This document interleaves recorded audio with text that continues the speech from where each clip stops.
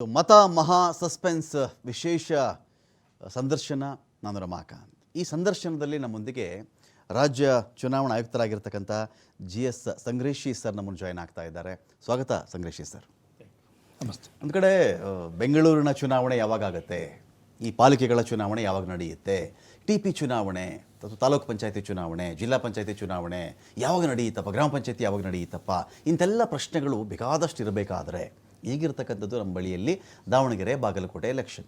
Davanagere Bagalkot election ವಿಚಾರಕ್ಕೆ ಬಂದಾಗ ಅದನ್ನು ಮುಖ್ಯ ಚುನಾವಣಾ ಅಧಿಕಾರಿಗಳ ವ್ಯಾಪ್ತಿಯಲ್ಲಿ ನಡೆಸ್ತಾರೆ, ಕೇಂದ್ರದ ಕಡೆಯಿಂದ ನಡೆಸ್ತಕ್ಕಂಥ ಚುನಾವಣೆ ಅದು.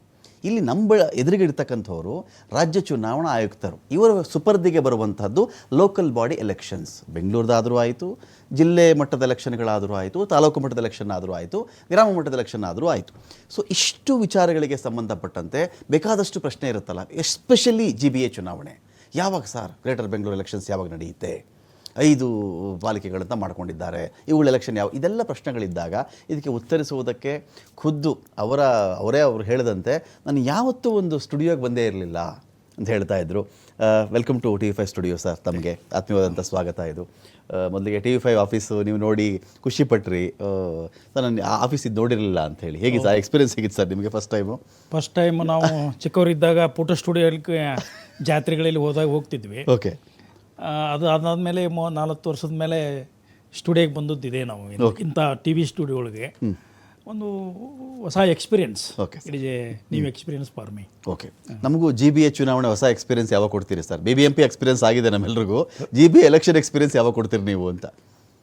ನಮ್ಮ ದೇಶದ ಮಾನ್ಯ ಸರ್ವೋಚ್ಚ ನ್ಯಾಯಾಲಯದ ಆದೇಶದ ಪ್ರಕಾರ ಮೇ 25ರಿಂದ ಜೂನ್ 30ರೊಳಗೆ ನಾವು ಚುನಾವಣೆಗಳನ್ನು ಗ್ರೇಟರ್ ಬೆಂಗಳೂರು ಅಥಾರಿಟಿಯ ಅಡಿಗೆ ಬರುವಂಥ 5 ಕಾರ್ಪೊರೇಷನ್ಗಳಿಗೆ ಮಾಡಬೇಕು ಮತ್ತು 30ರೊಳಗೆ ನೀವು ಜೂನ್ 30ರೊಳಗೆ ಮುಗಿಸಲೇಬೇಕು ಅಂತ ಒಂದು ಡೈರೆಕ್ಷನ್ ಇರೋದರಿಂದ ನಾವು 30ರೊಳಗೆ ಮುಗಿಸಲೇಬೇಕಾಗಿದೆ. ಅಂದರೆ ಈಗ ಈ ಥರದ್ದು ಬಹಳ ಸಲ ಈ ಥರ ಡೇಟ್ ಕೇಳಿದ್ದೀವಿ ಸರ್. ನಾವು ತುಂಬ ಸಲ ಡೇಟ್ ಕೇಳಿದ್ದೀವಿ, ವರ್ಷಗಳಿಂದ ಕೇಳ್ತಾ ಇದ್ದೀವಿ.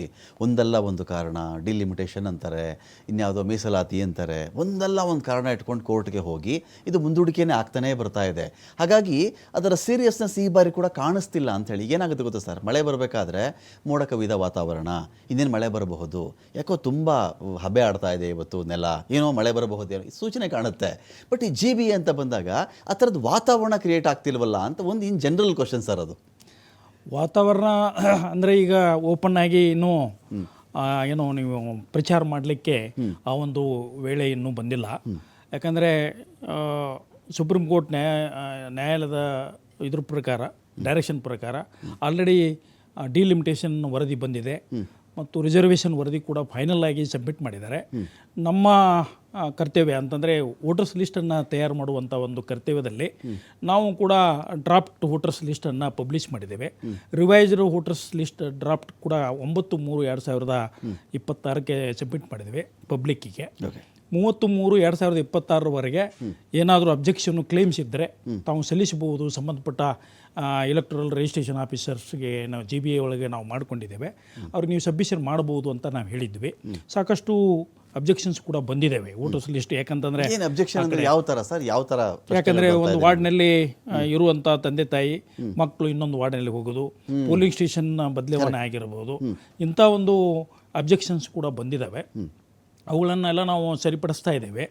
ಈಗ ಅದರ ಈಗ 33 ಮುಗಿದ ಮೇಲೆ ನಿನ್ನೆಯಿಂದ ಅದರ ಕೆಲಸ ಸ್ಟಾರ್ಟ್ ಆಗಿದೆ.